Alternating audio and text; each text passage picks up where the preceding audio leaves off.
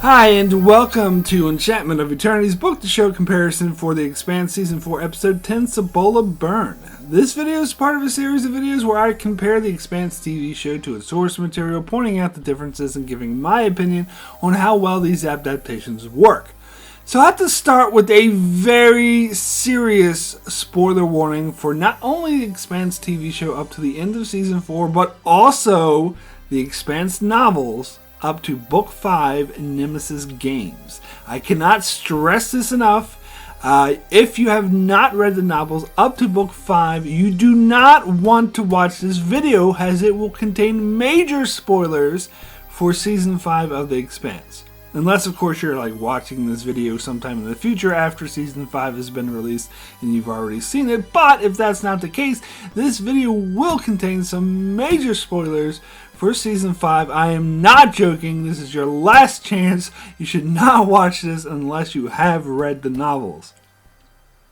So, our episode begins where the last one left off, with a very, very beautiful shot of Elvie floating through the eye of the angry god in slow motion until she comes out the other side screaming as she hits the ground, and the miller bot clambers to the ground lifeless beside her.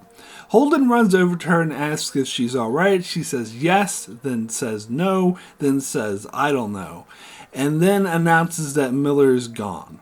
So in the novels, they had a long part of a chapter about the strange experience that Elvie went through when she entered the angry eye thing, which is really hard to summarize. It was similar to the chapter in Book 3 when Holden completed the alien circuit and had his vision, where Elvie felt disconnected and disembodied for a while until returning to normal. I felt the show did a great job translating that visually, as the cinematography here was simply amazing, so I'm going to give this a +2. So next we go to the Rosinante, where Naomi is noticing that all of the alien activity on the planet just went dead, so she tells Alex to try to start up the reactor. He does, and it actually works, so they all cheer and celebrate.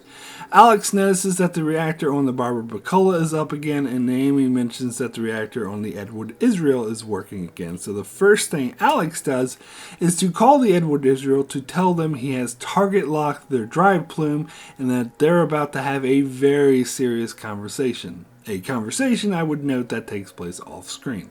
So in the novels, first of all, the Barbara Bacola isn't so lucky. As I mentioned in the previous video, it was attacked by militiamen from the Edward Israel with makeshift missiles, and those missiles knocked it so far off course that the Barbara Bacola actually could not be saved.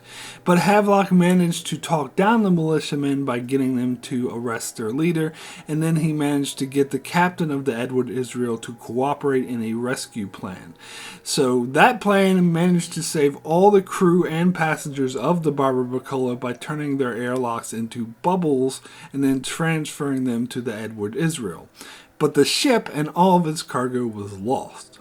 Also in the novels, Alex and Naomi don't notice that everything in that all the power on the planet is off, and they decide to try the engines. Instead, they get a call from Holden shortly after they turned off the protomolecule technology, and he suggests to try the engines, and they do, and they work.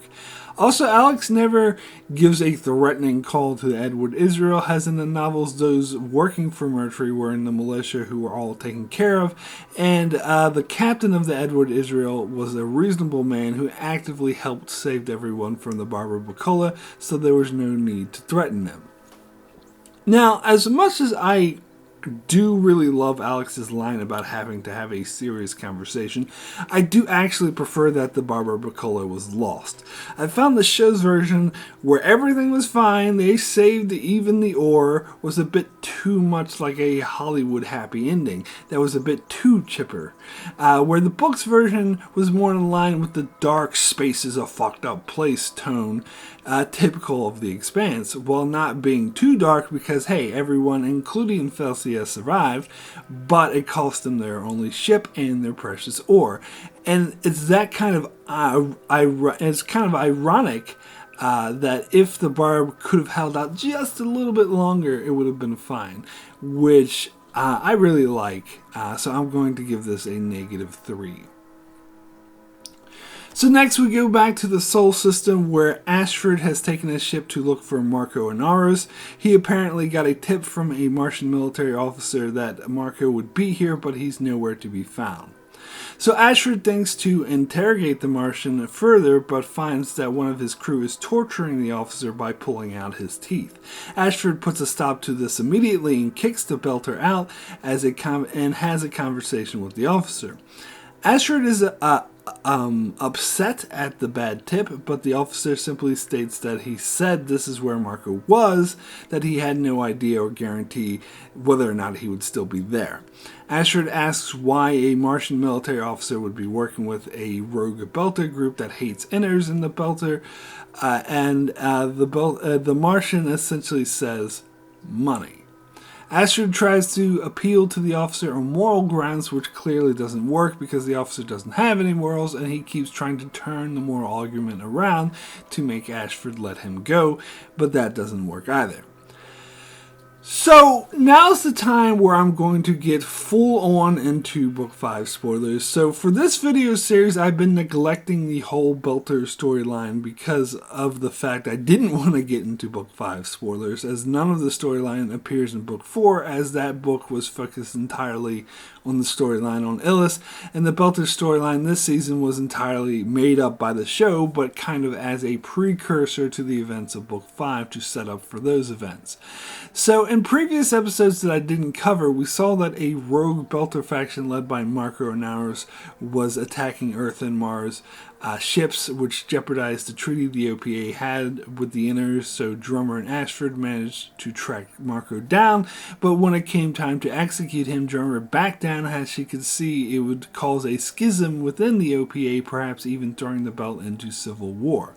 But after Marco was set free, he perpetrated repeated attacks on the UN and Earth, and it was obvious that he was up to something. Drummer, upset over how Fred Johnson handled the situation, quit in protest, while Ashford took command of his ship for the sole purpose of tracking down and stopping Marco Anaris. So in the novels, none of this precursor happened, as in Book 5 when Marco Anaris started executing his attacks, they were at first completely in the dark on who it was that were doing these attacks and where they were coming from, which clearly won't be the case in the show, as they establish here they're completely aware of who he is and what he's doing.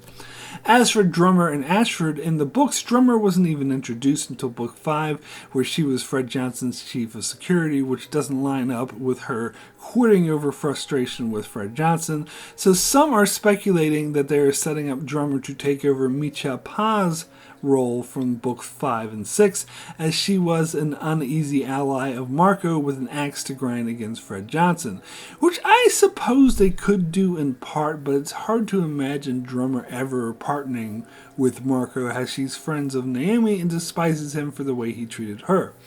And as for Ashford, in the novels, he was a totally different character who only appeared in Book 3 as the naive and incompetent captain of the Behemoth who was thrown in prison for the rest of his life after nearly wiping out the entire human race through his incompetence in Book 3.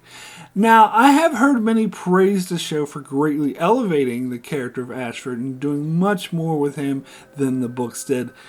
Now, do I agree? Well, yes and no. I do agree that they made Ashford a much more fleshed out, dynamic, and relatable character in the show, which led to this great storyline of him tracking down Marco. But for the purposes of the Slow Zone storyline in Season 3, I don't think the show Ashford worked as well as book Ashford, as I think having an incompetent moron worked a lot better for the Book 3 storyline, and I already talked about how the way the character was portrayed in this season doesn't really match up to how he was portrayed in the previous season, #Justice for Grigori. But just looking at this season, I do really like what they did with this character, and in this episode in particular. Now, getting more into the specific scene, we never got a Mars and Belter connection in the novels until later in Book 5, once they started investigating the situation further. And it's hard to say how this change will affect Season 5 until I see it, but for this season, I did appreciate that they're setting up more for Book 5 storyline that wasn't set up at all in the book, so I'm going to give this a +2. So then we go over to Mars, where we see Bobby Draper following Beltran until Lily and her two goons block her way. Lily asks her what she's doing, and Draper tells her none of your fucking business, and Lily says it's funny that she was going to say the same thing to her, as she is dropped out of the job involving Beltran. Draper then deduces that they're following him as well, and Lily then suggests that they compare notes. We then see the two of them sitting at a bar together, where Draper is telling Lily that Beltram is active Mars military and is a desk jockey. She suspects the job is a setup, as Beltram got himself in with Isai and his gang to pull off a couple of successful jobs, and then he comes to them with a big, easy score, and that Draper thinks is way too good to be true. Lily retorts that she trusts Isai's judgment, but Draper counters that Isai isn't thinking clearly as he wants to score too badly. Lily deduces that Draper likes Isai, which is true, but not on a romantic level, but it is clear that Draper cares about what happens to him, and that's why she's investigating. Lily then asks her if she's going to rat them out, and she says no. So there is no equivalent to this in the novels, as they have moved well beyond the short story Gods of Risk, in which Lily was a totally different character. The whole Draper turning to a life of crime and Isai selling stolen Martian technology is a total invention of the show, but it is also laying the groundwork for Book 5, as it's exploring the Martian-Marco connection and setting up that connection. As in the books, corrupt Martian military were selling stolen Martian technology to Marco and Anaris, but what's discussed in this scene barely scratches the surface on how deep it goes, so they're still preserving a lot of that storyline for Season 5.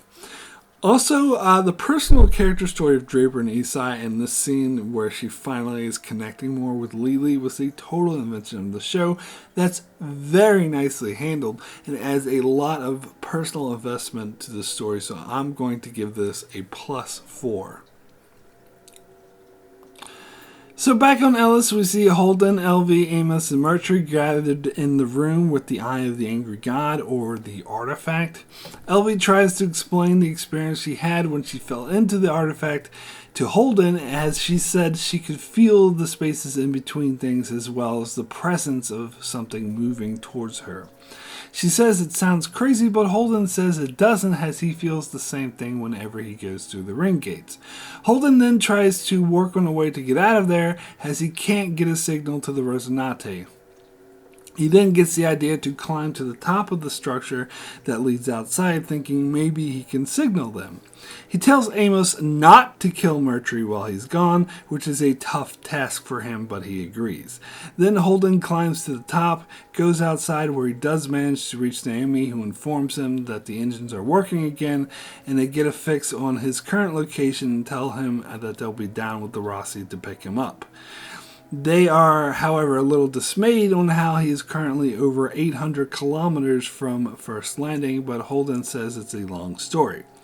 So in the novels, we don't really get much information on what happened to Holden and the others after they turned off the protomolecule technology, as the very next chapter is a Havelock chapter that jumps more than 3 weeks into the future, where everyone's back at First Landing trying to get things up and running as the Rosinante prepares to leave. In that chapter, however, there was a brief callback where Havelock recalls recovering in the medbay while Alex receives a call from Holden telling him to turn the reactor back on. However, after he does so, Alex tells him that the reactor isn't in peak condition from being off for so long and says that it will be at least 2 days before the Rosinante can land on the planet. When Alex asks how Amos is, Holden says he's fine, he just needs to grow new fingers, to which Alex answers it won't be a problem. So we never get a conversation between Holden and Elvie about her experience, and we don't really know how Holden and the others got back to First Landing. If the Rocinante picked them up directly there, in which case they would have to wait for 2 days while Amos and Mercury bled out, or if they maybe took the alien train back to First Landing. The books are very unclear on this, and it's kind of just a magical everything's okay type deal. So I love that the show dealt with this more, as it's actually kind of important. Too important to just skip over like that anyway, so I'm going to give this a +4. So back in the belt, we see that Ashford is tracking a ship that he's sure is Marco's ship, even though he's trying to disguise it as something else. Ashford is still sure of it. Ashford then takes a look at the asteroids they just left and compared it to older pictures and deduces that Marco took 2 asteroids. He then speculates that Marco may be planning to use them to throw at Ceres and Tycho Station as retribution against Fred Johnson and Anderson Dawes. And he noted that Mars helped him do it, but his officer asks how would Mars benefit from this, and Ashford doesn't know the answer but suggests asking the captive Martian officer about it. However, when he goes to ask him, he finds that he's in the process of killing one of his men with the pliers that were used to pull out his teeth. Ashford pleads with him not to do it, but he kills the man by driving the pliers into his eye, and in retaliation the other belters in the room shoot him to death. So Ashford had just lost his source of information. So in the novels, as I mentioned before, they didn't have a build-up to the Marco-Martian connection, but also they didn't build up at all the fact that Marco was going to throw asteroids at Earth. The only build-up they had really was showing Philip steal stealth technology. This makes it a lot more clear that Marco's planning on throwing asteroids somewhere. But I love the misdirect that Ashford immediately assumes it's going to be at Tycho and Ceres, as the possibility of it being Earth is so unfathomable to him. Of course, part of the reason why is because he is currently unaware of the stealth tech. And although the Martian and Marco himself had alluded to Mars not being what it used to be, he still doesn't know the extent to how much Mars is falling apart. So this is some very nice setup and foreshadowing indeed that was absent in the book, so I'm going to give this a +3. So back on Ellis, we see the Rocinante has landed near Holden's position and picked the 4 of them up. We then see Mercury waking up in the medbay where Alex tends to him, where he asks if he's on the Rocinante, and Alex clarifies that he's not a guest, he's a prisoner. And Amos is in the next bed next to him, recovering and he shoots him a very nasty look. Alex then goes to Lucia in the command center and offers to have her family brought on board so that she can see them one last time, as Lucia is prepared to be brought back to the Sol system as a prisoner to face her punishment for her part in destroying the heavy shuttle. She refuses Alex's offer, saying that they probably don't want to see her right now, but Alex begs her to reconsider, as he knows from his own personal experience that when he didn't reach out to his family until it was too late and he had already lost them, and he doesn't want the same thing to happen to her. So in the novels, as I already mentioned, we never saw the Rocinante picking up Holden or Mercury coming on board as a prisoner, nor did we get this heart-to-heart with Alex. In the novels, it would have been Bagia. As in the novels, Bagia and his family actually were on good terms, and he was still in contact with them. The show changed the dynamic a bit to have Jacob and Felcia be angry at Lucia for the part she played in the destruction of the shuttle, and I actually think that adds a lot to the story. Also, this heart-to-heart between Alex and Lucia is really nice. Not only is it great character moment for Lucia, but also adds a lot to Alex's character as well, so I'm going to give this a +3. So next we see Naomi and Holden in the mess hall talking about what will happen to the Belters next, as Naomi asks if they're going to leave the Belters behind on Illis, as now they have the lithium to sell they can prosper. Holden tells her it was never their job to kick them off the planet, so he sees no reason not to let them stay, particularly now that everyone who was inciting conflict is either dead or detained going to face trials back in the Sol system. Naomi notes that this includes Lucia, and she talks about how similar the mistakes Lucia made were to her own, and how Naomi had the chance to redeem herself and become a better person, and it's a shame that Lucia won't get that same chance. Holden thinks about it for a moment. He says that it is a tragedy that she won't get the chance, as when Lucia was knocked out into space, and despite Naomi's best efforts, she was unable to save her, and how he'll make sure he'll note of that in his log.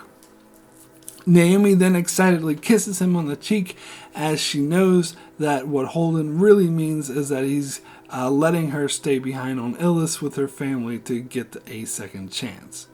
So in the novels, as I already mentioned, the Belters actually lost their lithium, and yet they were still able to stay behind and rebuild.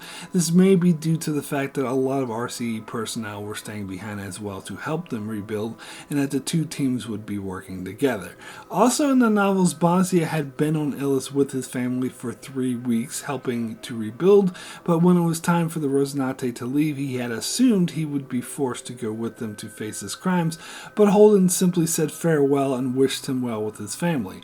Bosnia asked Holden why he was letting him stay, and Holden said he deserved a second chance. Of course, earlier Holden mentioned how Bosnia helped save Naomi and his ship, so that certainly had a lot to do with it as well.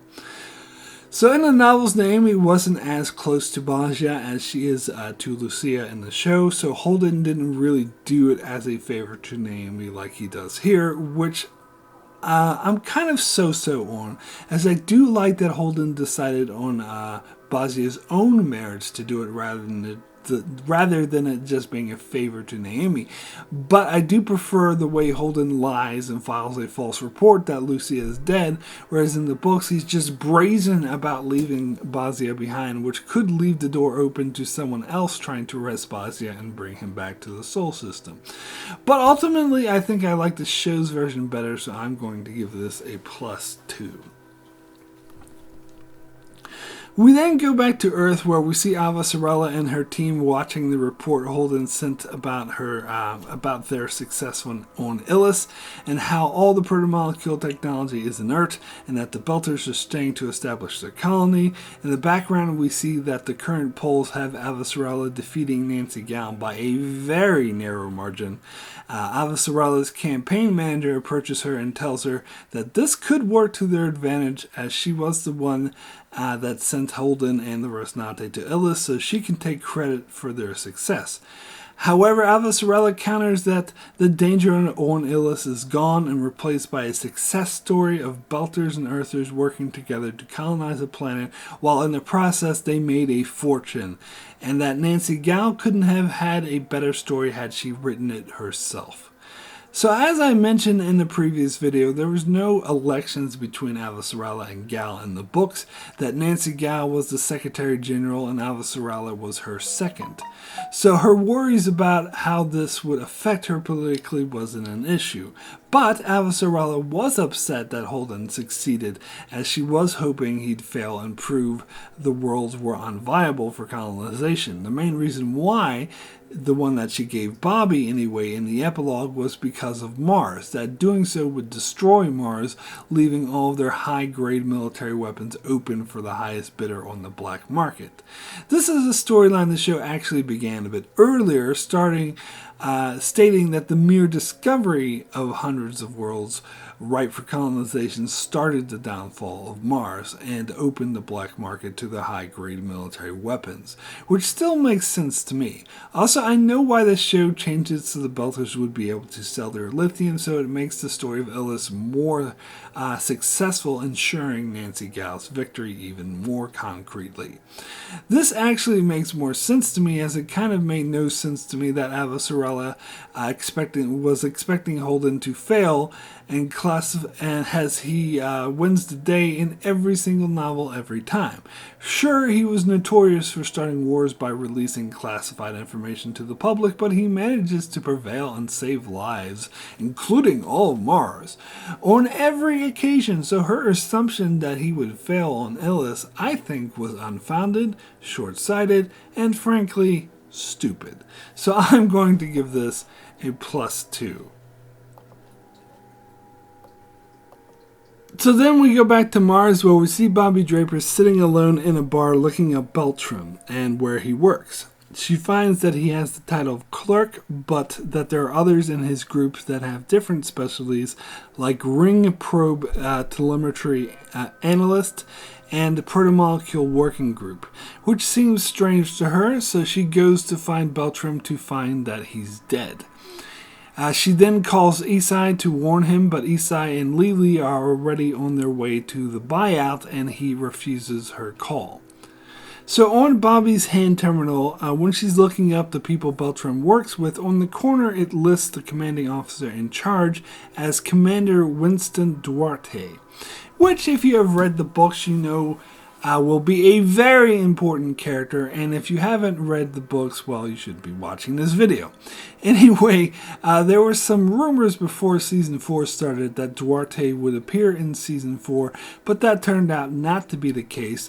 Most likely he'll first appear in Season 5 as he first appeared in Book 5. However, they did name drop him here, although it was rather a small Easter egg most people would have to pause the scene even to notice. So we know from the novels that Duarte was the one who made a deal with Marco Anaris to fund his big plans to settle Laconia, while also providing a massive distraction that lets him get away with a significant portion of the Martian military. So we can infer from this scene that Beltram was a clerk who worked for Duarte, and that Duarte sent him to acquire Martian technology to sell to Anaris. And I would guess that it was Duarte himself that had Beltram killed, as I don't think Anaris would kill one of Duarte's men, as they were partners in this endeavor, and according to the novels had a very good working relationship. After all, Anaris needed Duarte to pull off what he pulled off, and Duarte needed Anaris to pull off what he did. So I would say that Duarte saw Beltram as expendable, and he certainly viewed Isai and his group as expendable as well, as he had no further use for him, so I'm sure he gave Anaris permission to kill them, or perhaps even ordered him to do so in order to cover their tracks, because as we know from the novels, Duarte was very good at covering his tracks. So anyway, this was a nice little Easter egg, and it illustrates the level of thought that the writers are putting into the tiniest bit of details in setting up for the next season, something that the novels most certainly didn't do, so I'm going to give this a +3. So next we see the meet where Isai is attempting to sell his stolen technology, and Draper sneaks in to find that there are people hidden ready to kill Isai and his team. Draper yells that it's an ambush and proceeds to attack and kill one of the men hiding in wait. The shooting starts, and Isai yells that there's no need for this, but it doesn't work as the buyer directly across from him starts shooting at them. Draper sneaks up behind him and snaps his neck while the other buyer sneaks away with the stolen technology. Draper checks on Isai, who is dead, as are Lily's two goons, but Lily herself is still alive, and Draper yells at her to get out of there. She then goes after the person trying to get away with the technology, and we find that this person is in fact Marco and Naomi's son, Philip. Philip leaves a bomb behind while saying, "I got a present for you, bitch." As he gets in an elevator, Draper shoots at him, but the hatch closes, protecting him, and then she notices the bomb is about to go off and tries to run back inside. But she only makes it into the airlock before the bomb goes off, shattering the dome and bringing a large crane crashing down, which wedges itself in the airlock, preventing it from closing. Draper manages to get up and finds Lily is still there, hanging over Isai, and Draper grabs her and drags Lily through the emergency door before it closes behind them. Once they're safe, they see the scene playing out on the news that shows a ship getting away, and Draper deduces that the Belters wouldn't be able to get away with this without help from someone high up on Mars. Lily then says that she has friends on Ceres and suggests going there to hide. Draper tells her to go, but that she's staying behind. Lily asks if she plans on taking on the entire Martian military by herself, but Draper answers not by herself, that she's going to get help. So this scene is pretty much a stand-in for the prologue of Book 5. In that chapter, we see Philip lead a team to a Martian base on Callisto to steal stealth technology used in order to hide the asteroids they throw at Earth. That in the show, instead of stealing it, it was part of a plot to buy it from Mars, which I thought was an absolute brilliant way to combine the two storylines and make a Draper's storyline extremely relevant to what's about to happen.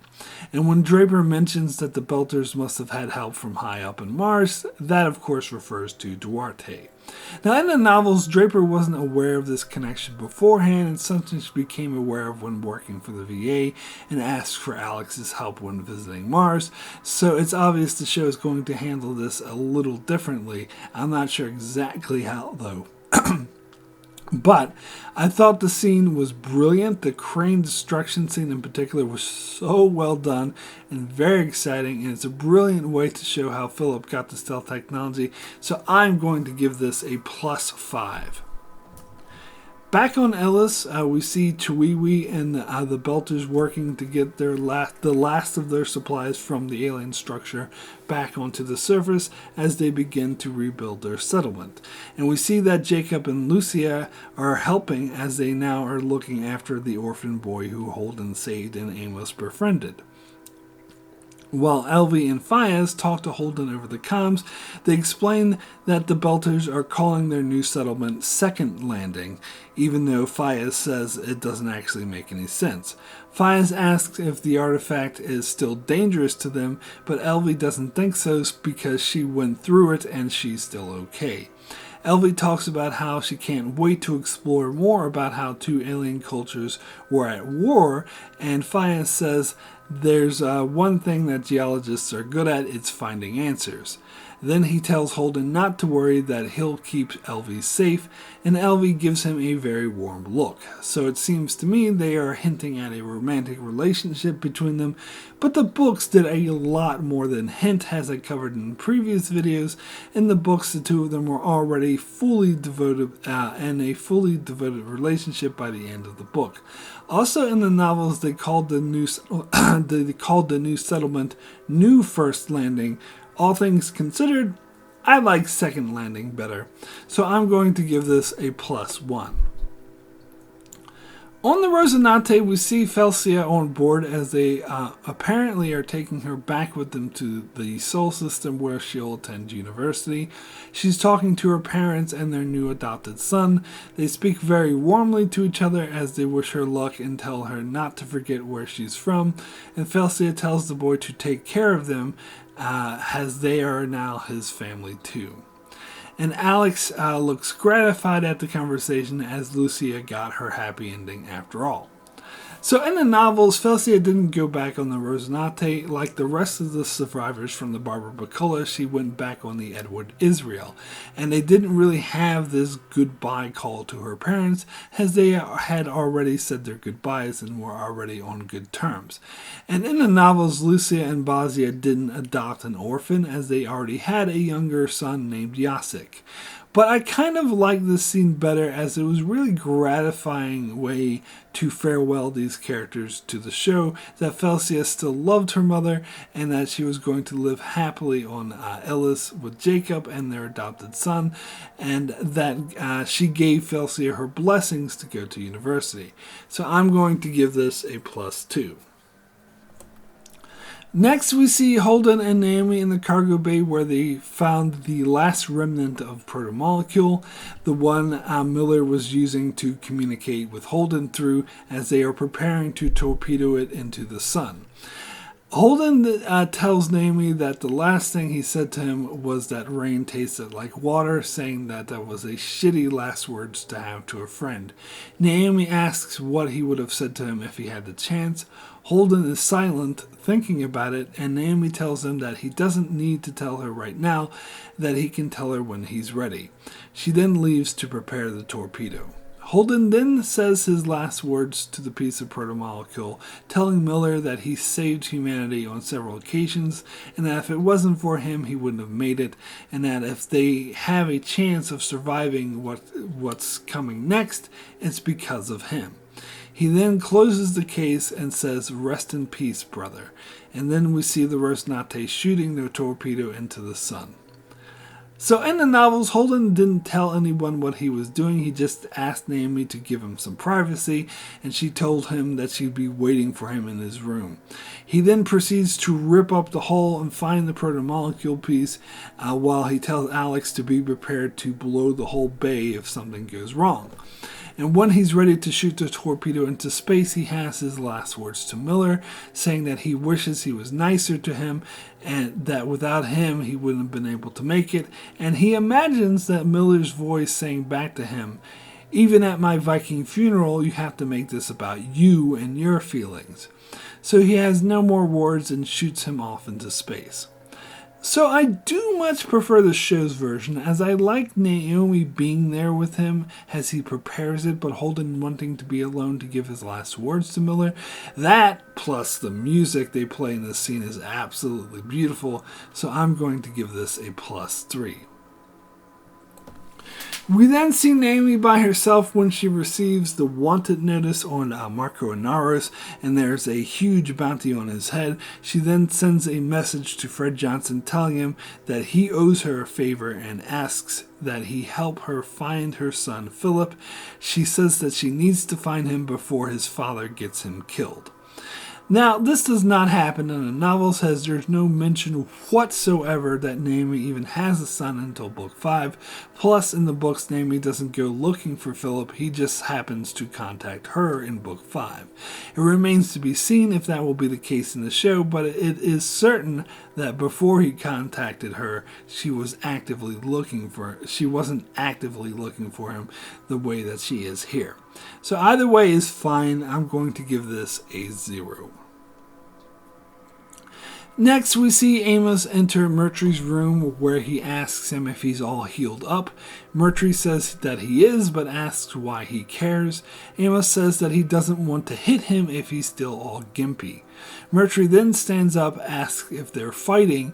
Amos also stands up and says, "You made me kill Way. I liked Way." And Mercury punches him. Amos gets a huge, evil, bloody grin on his face and says, "Thank you," and proceeds to beat the crap out of Mercury. Now, in the novels, Holden specifically forbade Amos from seeing Mercury as he feared for Mercury's survival, but Holden went to see Mercury himself in order to gloat, and Amos asked him if he could come with him, so Holden said yes. Once there, Mercury talks about how everything he did was legal and he's sure that the lawyers will clear him, but Holden says normally he would be concerned, but that he has a very powerful person that owes him a favor, and that the last powerful man who threatened him, i.e. Jules Pierre Mal, disappeared in a dark cell never to be heard of again, and that perhaps he'll have a cell right next to him. Amos then threatens Mercury, and Holden says that he can't hear this and agrees to leave the room for 1 minute, but he stands outside the door listening in, and he hears Amos said, "You made me kill Way. I liked Way." And Mercury, who at this stage is still suffering from his injuries, asks if Amos is going to beat up a defenseless and injured man, but Amos says no, that he's going to wait until he's all healed up, and then he's going to beat the shit out of him. So, nothing beats the look on Amos's face where he's ready to beat the shit out of Mercury when he says thank you. That is an amazing scene. Also, I like we actually get to see Amos beat Mercury, so I'm tempted to give this positive points, but when he says, "You made me kill Way, I liked Way," that works for me in the novels, but it kind of bothers me in the show. As in the show, Amos and Way's relationship was a lot closer, so to put the blame entirely on Mercury for her death seems, I don't know, a bit cold-hearted, that he should be a bit more solemn about her death. Plus, I kind of blame him because he could have tried to injure her, so I kind of don't like Amos at this moment. So I'm going to split the difference and give this a 0. We then go back to Earth, where we see Arjun watching Nancy Gal's victory speech on the news, as yes, she won the election. And she vows her first action as Secretary General will be to open the ring gates for colonization. When Avasarala enters, he mutes the news and she says that she's been called to Luna to oversee the transition. He invites Arjun to come with her, saying it could be a vacation, but he declines the offer. She asks him if he's angry with her, and he says no, so she begs him to come with her, but he says that she should go alone, making it clear that he is angry with her, and then leaves. So, of course, none of this happened in the novels, but moreover, it seemed obvious that what the show is setting up for. As in the novels, when the asteroid hits Earth and kills billions, Avasarala is safely on Luna, but her husband Arjun was on Earth and is missing until later declared dead. So the show is obviously setting up for a scenario where Arjun dies, and the last moment they spoke is when they were angry at each other. And in fact, the only reason he went to Earth was to avoid her, which may cause her to feel more guilt over his death. And to me, that's a bit overkill, as in the novels that just so happened to be she was on Luna and he was just so happened to be on Earth. There was no greater meaning behind it, and I actually prefer that. Plus, I really don't like the way this season handles Arjun, so I'm going to give this a -3. Next, we see Avasarala go to her office to record a message for Nancy Gal, who will be taking over that office shortly. She tells her that she'll be rooting for her and gives her the advice that this chair is not a throne and she's there to serve the people and not to forget what's important in her life and not to neglect the people she cares about, as one day she will need to go back to that life. She ends by saying that on policy they disagree. One of them is wrong. She thinks that it's Nancy, but hopes that it's her. She finishes the recording and gets up to look at the skyline when she receives a message from Bobby Draper telling her that there's something rotten on Mars and illegal weapons trafficking with belters, and she's not sure how high up it goes. She says they need each other. The message ends and Avasarala talks to the empty screen and tells Bobby that her timing sucks. So we don't get anything like this in the novels, as Avasarala doesn't lose an election and in fact isn't even Secretary General at this stage, and she's the one who goes to Bobby about the possibility of the downfall of Mars, which Bobby wasn't even aware of until Avasarala brought it to her attention.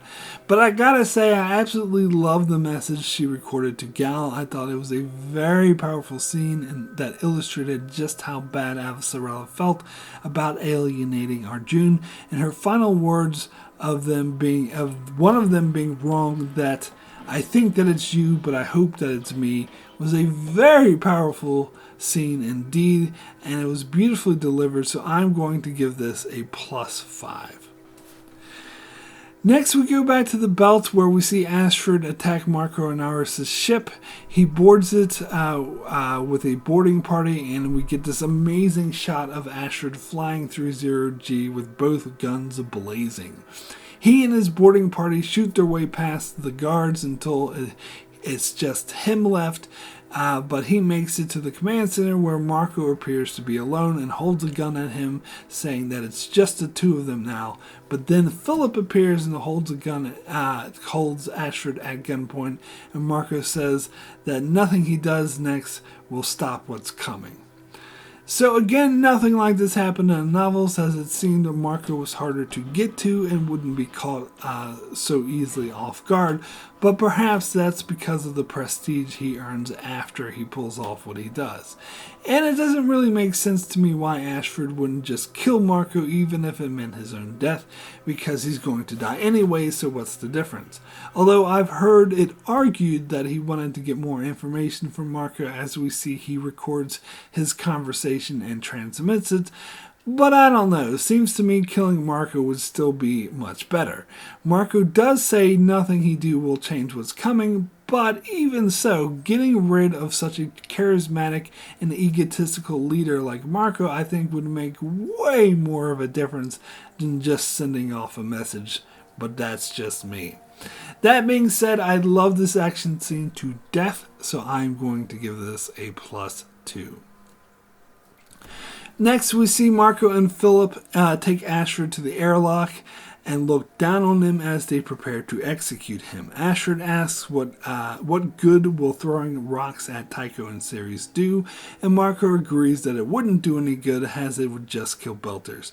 He then remarks how Ashford can't even see what he really plans to do, that he can't even imagine it. Ashford asks what he can't see, but Marco just says his mind is too small and tells him to die in darkness, and then prepares to open the airlock, and Ashford gives him the Belter fuck you sign and then turns to the airlock. He starts singing the same sea shanty that he sung in season 3, but the final verse about meeting the executioner's block. He finishes singing as he floats out into space and dies. However, he recorded his conversation with Marco and sent it out somewhere. So, again, nothing like this happened in the novels, but this is a very beautiful scene, and I do really appreciate what they did with the character of Ashford in Season 4, as they made his death very emotional and powerful and impactful, whereas in Season 3, he was the villain. So I do think that is great storytelling, plus having him go out singing the same sea shanty was a really nice touch. Although I'm not sure what good that message he sent out will do, because it wasn't in the novels and I don't see what difference it will make, but I guess we'll find out. Anyway, I'm going to give this a +5. Next, we see Marco and Philip on the command center of their ship as they cut thrust and prepare to launch the asteroids towards its target. Marco then brings up a map which shows that the asteroid's course leads it directly to Earth. Philip asks about their asteroid spotter, but Marco says that they gathered intel through the ships they sent at Earth to where the blind spots are, and that besides, even their best technology can't see through Martian stealth tech. And he tells him that assuredly that they'll never see it coming. So there wasn't anything like this in the novels, and I think this telegraphs what's about to happen with the asteroids hitting Earth a bit too much, where in the novels it seemed to come out of nowhere. This scene kind of reminds me of the ending of Revenge of the Sith, where they show them building the Death Star. It's a bit too much of a wink and a nod to what's about to happen, and frankly, I think the show would have been better off without this scene, which to me is too on the nose. So I'm going to give this a -3. So my final adaptation score for Cibola Burn is a +39.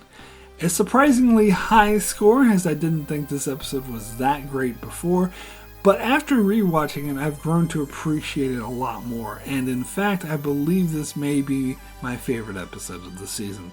Although it's mostly set up for the next season, it has a lot of beautiful shots, well-acted scenes with some amazing music.